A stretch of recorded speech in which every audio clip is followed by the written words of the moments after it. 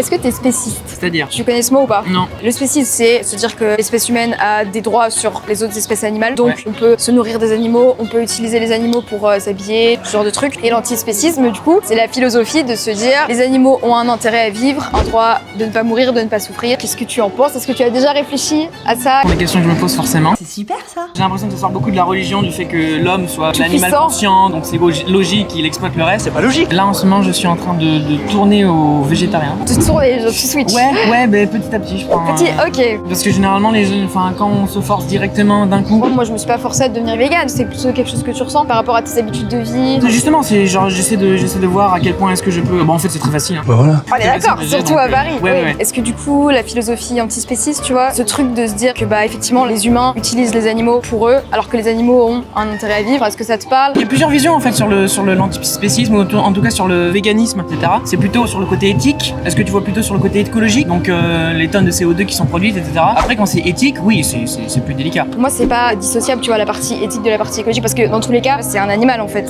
qui a été tué, qui a eu une vie, qui avait peut-être pas envie de mourir au moment où tu l'as tué, tu vois. Quand tu te poses ces questions-là, en fait, très vite le choix il est fait. Et donc du coup, on n'est pas forcément très cohérent avec notre type d'alimentation. Ce qui est important aussi, c'est de montrer qu'il y a des alternatives. Oui, qu'il y a des alternatives, grave. Il y a des viandes véganes qui sont très très bonnes. Incroyable, mais oui. Donc du coup, il y a aucun argument pour toi qui pourrait empêcher quelqu'un de devenir végane. En tout cas, à Paris, tu vois, en vivant ici.